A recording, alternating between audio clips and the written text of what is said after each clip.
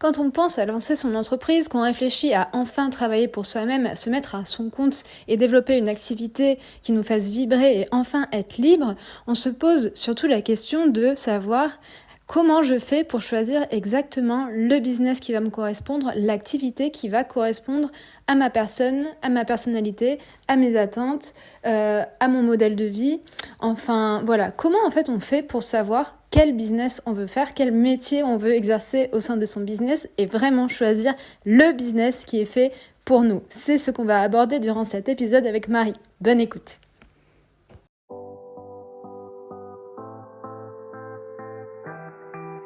Et si je te disais que l'entrepreneuriat heureux existait? Si je te disais qu'il est possible de se sentir bien dans son entreprise et dans sa vie? Et même que ton bien-être participe à la réussite de ton entreprise? Je suis Manon Prabonne, coach et queen du kiff. Je suis passionnée de bien-être, de mindset et de productivité. Mais surtout, j'ai à cœur de contribuer à rendre le monde plus heureux. Pour moi, ça passe aussi par le fait que les entrepreneurs s'épanouissent dans leur activité en occupant sereinement et joyeusement leur place. Ma mission, à travers ce podcast, est de te partager mes débuts dans l'entrepreneuriat au travers des questions de Marie qui a suivi mon accompagnement. Mon objectif est de te donner de la force, du courage et des conseils pour que, comme moi, tu ne lâches rien dans ton entreprise et que tu cartonnes tout en restant toi-même. Bonne écoute! Go. Et du coup, en termes d'activité professionnelle, en fait, comment, de la même façon, comment on peut savoir vraiment l'activité qui nous correspond? Justement, d'éviter les fantasmes aussi entre ce qu'on peut fantasmer, mais de savoir vraiment ce qui nous correspond et de déterminer en fait un choix entrepreneurial en fait. Est-ce que tu as des outils concrets? Est-ce qu'il y a des méthodes? Voilà. Ouais, je comprends un peu. Oui, parfois on se dit, waouh, ce que cette personne a fait, c'est génial, j'ai envie de faire comme elle. Mais est-ce que vraiment j'ai envie de faire comme elle en fait? Est-ce que vraiment c'est ce qui me correspond? Et moi, ça va me rendre heureuse, quoi. Ouais, ok. Ouais, je comprends bien. Et ouais, c'est une question super importante déjà à se poser. Donc, c'est cool que tu la poses là et j'espère que ça pourra aider plein de personnes dans leur vie quotidienne et voilà, à trouver la justesse dans leur vie et dans leurs projets, qu'ils soient entrepreneuriales ou même de recherche de travail ou de reconversion pro. Donc là, l'outil qui me paraît pertinent de vous passer, c'est l'outil qui s'appelle l'Ikigai. Donc l'ikigai, en fait, c'est une philosophie de vie japonaise. C'est en fait ce qui vous donne une raison de vous lever le matin. Ça veut dire raison d'être, joie de vivre, en fait. Je fais vraiment un résumé. Si vous voulez avoir plus de détails, vous pouvez faire vos propres recherches et vous trouverez très facilement sur Internet. Donc, les questions en fait, que tu peux commencer à te poser, donc si tu veux déterminer ton ikigai, c'est quelle est la dernière fois où j'ai vraiment ri de bon cœur? Voilà, qu'est-ce qui s'était passé? Qu'est-ce qui vraiment... voilà, voilà, bref, cette question-là. Quelle est la dernière fois où j'ai ri de bon cœur? C'était quoi la situation? La dernière fois où j'ai pleuré de joie ou sauté de joie? Pareil, tu vas venir déterminer la situation. Qu'est-ce qui s'est passé? C'est quoi qui t'a mis en joie? Qu'est-ce qui t'a fait kiffer là dans ce moment même? Quel est le genre de journée qui me donne envie de me lever le matin? C'est quoi rappelle-toi d'une journée où tu étais là, tu t'es levé le matin et tu t'es dit wouh, c'est parti. C'est quoi qui t'anime en fait dans ces cas-là? Ensuite, tu vas te poser la question de quelle est ta journée idéale. Ça, c'est un exercice que j'adore. C'est l'exercice de la journée sans fin. C'est la journée que tu peux répéter à l'infini. Genre, tu fais cette journée-là et c'est une journée, voilà, tu vas vraiment designer une journée parfaite que tu pourrais faire copier-coller jusqu'à la fin de ta vie. Et là, ça va vraiment t'aider à déterminer une routine et des activités que tu peux faire à l'infini. Bon, voilà. Ça, c'est un exercice super puissant. Je le dis vite là, mais vraiment, c'est vraiment super intéressant à faire. J'adore ce truc-là. Qu'est-ce qui fait que tu te sens nourri et comblé dans ta vie? C'est quoi qui te nourrit? C'est quoi qui te comble finalement? De bonheur, voilà. Quelles sont les petites choses du quotidien qui t'émerveillent? Devant quoi tu t'émerveilles? Qu'est-ce qui te fait kiffer? Qu'est-ce qui t'émerveille dans la vie? Ensuite, du coup, on va passer à l'ikigai. Donc, l'ikigai, si vous allez voir sur Internet, là, je ne peux pas vous faire un visuel, mais vous avez plusieurs sphères. En fait, vous avez 4 sphères et vous allez pouvoir, dans chaque sphère, remplir ce qui est important pour vous. La première sphère, c'est qu'est-ce que j'aime? Donc, donc cette sphère-là, tu vas mettre tes goûts, tes hobbies, tes centres d'intérêt, ce qui te procure du plaisir, ce qui te stimule, ce qui t'inspire. C'est le cercle en fait de la joie de vivre. Si tu ne trouves pas, tu peux écrire ce que tu détestes et ça va t'aider à trouver ce que tu aimes. Voilà, très simplement.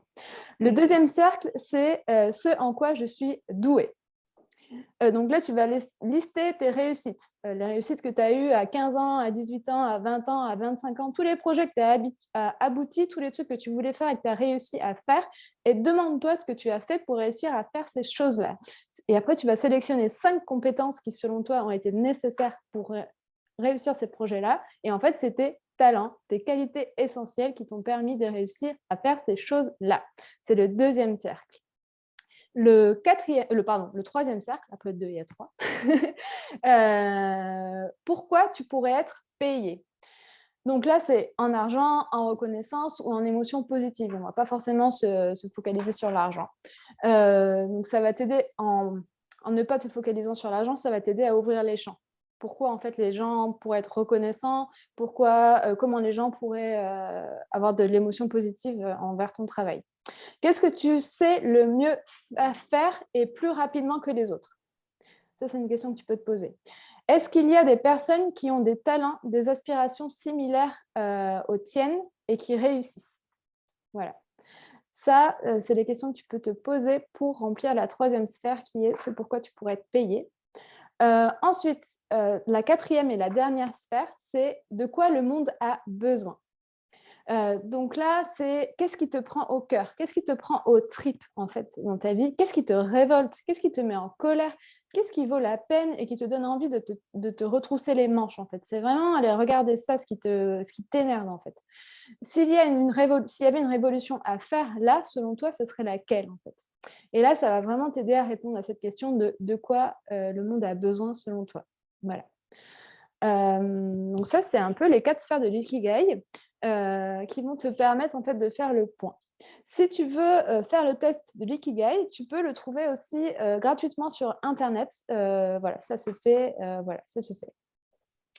Voilà, ça c'est un outil que j'avais envie de te passer pour répondre à cette question-là. Et sinon, en plus de ça, tu pourras, pour voilà, déterminer la méthode pour connaître, savoir l'activité pro qui te correspond ou déterminer un choix entrepreneurial, tu peux faire donc l'exercice de l'ikigai. Tu peux aussi faire l'exercice de tes standards. Les standards de vie, donc c'est tes lois, c'est tes propres lois intérieures. Donc c'est les choses sur lesquelles tu es intransigeant. En fait, c'est genre ton règlement intérieur.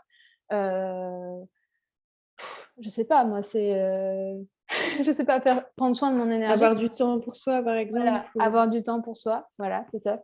Ça, c'est quelque chose qui est super important pour toi.